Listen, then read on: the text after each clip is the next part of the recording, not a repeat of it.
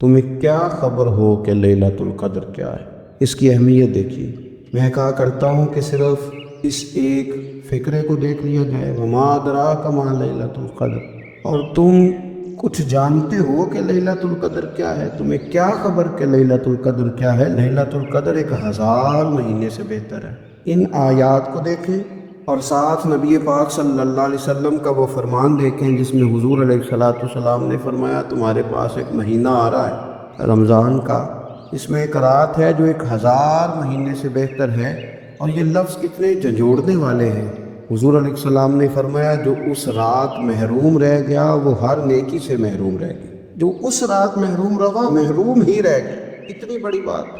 فرمایا تنزل الملائکۃ والروح، اس دن فرشتے اور روح القدس یعنی جبریل امین اترتے ہیں، فیہا اس رات میں، بِإِذْنِ رَبِّهِمْ مِنْ كُلِّ أَمْرٍ، اپنے رب کے حکم سے ہر خیر کے کام کے۔ سلام، یہ رات سلامتی والی ہے، ہی حتی مطلع الفجر، یہاں تک کہ فجر طلوع ہو جائے۔ سرے شام سے لے کر مغرب سے لے کر فجر تک یہ رات سلامتی والی ہے۔ اس کو لیلۃ القدر اس لیے کہا جاتا ہے، ہمارے مفسرین فرماتے ہیں کہ اس دن قدر والی کتاب قرآن پاک قدر والے محبوب پہ نازل ہوئی اور قدر والی امت کی طرف بھیجی گئی۔ نبی پاک صلی اللہ تعالیٰ علیہ وسلم نے جب پرانی امتوں کی عمریں دیکھی نا، کسی کی 1000 سال ہوئی، کسی کی اس سے زیادہ ہوئی، تو اللہ کے محبوب علیہ السلام کے دل مبارک میں یہ خیال آیا کہ میری امت کی عمریں تو بڑی تھوڑی ہوں گی، تو کیسے اتنی لمبی نیکیاں کر سکیں گے؟ تو اللہ تعالیٰ نے پھر لیلۃ القدر عطا فرمائی۔ گویا اس ایک رات میں جو آدمی نیکی کرے، 1000 دن نہیں۔ کتنا لوگوں کو شوق ہے کہ کوئی ایسا جیک لگے، یکدم میری ساری چیزیں بڑھ جائیں۔ اس پر بھی تو ذرا غور کریں نا، کہ ایک رات 1000 دن سے نہیں، 1000 مہینے سے افضل ہے۔ 1000 یکدم آپ کی نیکیوں کی عمر 1000 ماہ تک چلی جاتی ہے۔ کتنی بڑی فضیلت کی بات ہے۔ میرے رسول کریم صلی اللہ تعالیٰ علیہ وآلہ وسلم خاص توجہ دلاتے، اس رات کے حوالے سے خاص توجہ دلاتے۔ اور یہ رات کب ہوتی ہے؟ صحیح حدیث میں موجود ہے، نبی پاک صلی اللہ تعالیٰ علیہ وسلم نے فرمایا کہ اسے رمضان کے آخری عشرے میں تلاش کر۔ گویا یہ جو 5 طاق راتیں ہیں نا، 21ویں، 23ویں، 25ویں، 27ویں، 29ویں، ان طاق راتوں میں اس رات کو تلاش کرو۔ اس رات اللہ کے فرشتے نازل ہو، آسمان دنیا پر، زمین پر فرشتے اترتے، حضرت جبریل امین علیہ السلام انہیں لے کر کے آتے ہیں۔ اور فرشتے کیا کرتے ہیں کہ جو بندہ اس رات اللہ کی یاد میں موجود ہو، جو بندہ اللہ تبارک و تعالیٰ کے ذکر میں موجود ہو، جو بندہ اس دن اللہ تبارک و تعالیٰ کی بارگاہ میں کسی بھی طور پر حاضر ہو، فرشتے اس کے لیے دعائے مغفرت بھی کرتے ہیں اور رب کی بارگاہ میں التجائے رحمت بھی کرتے ہیں۔ اور ایک روایت میں ہمیں یوں بھی ملتا ہے کہ فرشتے اسے مصافحہ بھی کرتے ہیں، ہاتھ بھی ملاتے ہیں۔ دیکھیے نا کتنی سعادت مندی ہے کہ انسان عبادت کر رہا ہو اور فرشتے اس کی زیارت کو آئے۔ ہمارے صوفیاء فرماتے ہیں تو پکا پروگرام بنا لے عبادت کا، فرشتے کئی بار تیری زیارت کو آیا۔ اور پھر ایک اور بات یہاں بڑی قابل توجہ ہے کہ انسان جب محسوس کرتا ہے نا مجھے کچھ دیکھ رہا ہے، تو ذرا اس کی عبادت کا انداز بھی تھوڑا تبدیل ہو جاتا ہے۔ تو اگر یہ ذہن ہو ہمارا کہ ہمیں فرشتے دیکھ رہے ہیں اور وہ والی مخلوق دیکھ رہی ہے جو ہماری ڈائری ڈائریکٹ لے جا کے ہماری رب کی بارگاہ میں پیش کرے، تو پھر کچھ زیادہ ہی توجہ مسلمان کی ہونی چاہیے، زیادہ ہی انہماک ہونا چاہیے، وہ کھو جائے۔ ٹھیک ہے ہم کمزور بھی ہیں، ہمارے اندر کچھ پریشانیاں بھی ہیں، ہماری بیماریاں بھی ہیں، ہم لاغر بھی ہیں، ضعف بھی آ جاتا ہے، تھکاوٹ بھی ہمیں آ لیتی ہے، لیکن لمبی تو بات ہی کوئی نہیں، 5 تو طاق راتیں۔ حضرت سیدہ عائشہ صدیقہ رضی اللہ تعالیٰ عنہ ارشاد فرماتی ہیں کہ جب رمضان کا آخری عشرہ شروع ہوتا تھا نا، تو نبی پاک اپنی کمر کس لیتے تھے عبادت کی، خود بھی رات کو اٹھتے تھے، ہمیں بھی جگاتے تھے، کیونکہ سونے کے دن تو نہیں ہے، تو جاگنے کے دن ہے۔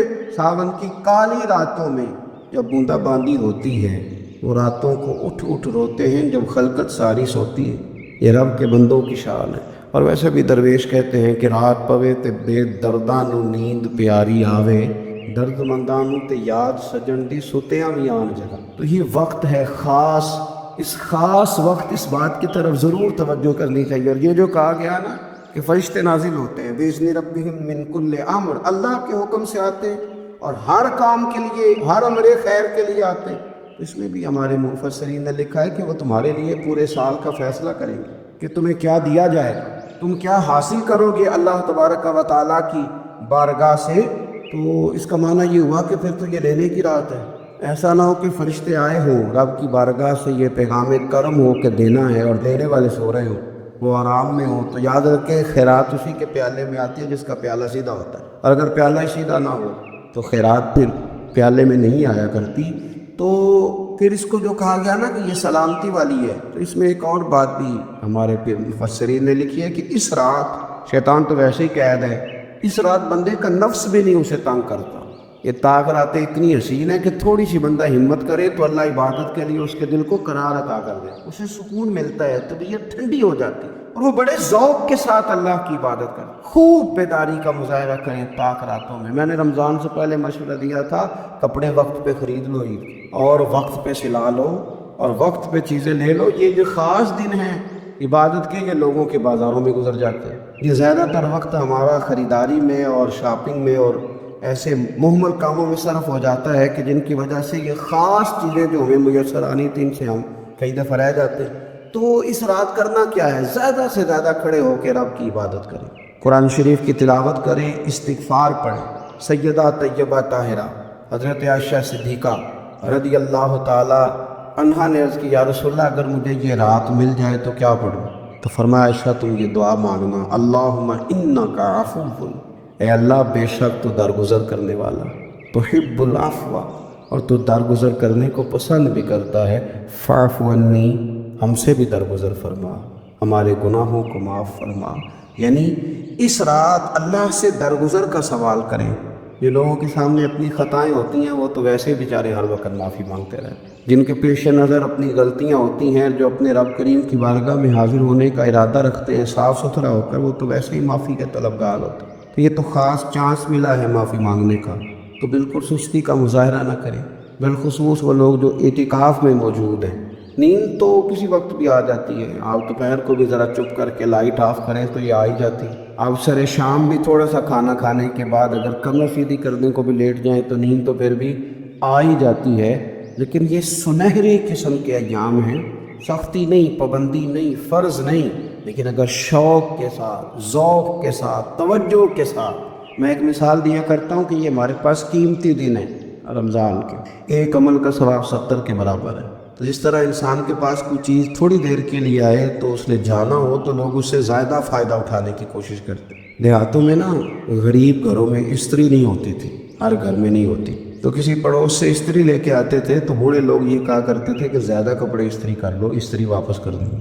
اس چیز کو واپس کرنا ہو تھوڑی دیر کے لیے ہمارے پاس ہو، اس سے زیادہ لوگ نفع لینے کی کوشش کرتے، تو یہ تو تھوڑے دن باقی رہ گئے، طاق راتیں تھوڑی رہ گئی، زیادہ نفع لینے کی کوشش کرے۔ اللہ تعالیٰ اس سال جب فرشتے لیلۃ القدر پہ آئیں تو وہ امت مسلمہ کے لیے ایسا رحمت کا پیغام لے کے آئیں کہ دین پھر سے غالب ہو جائے، اسلام پوری دنیا کے اندر اپنے غلبے کے ساتھ سامنے آ جائے، کفر کا، ظلم کا، زیادتی کا، جبر کا ہمیشہ کے لیے خاتمہ ہو جائے۔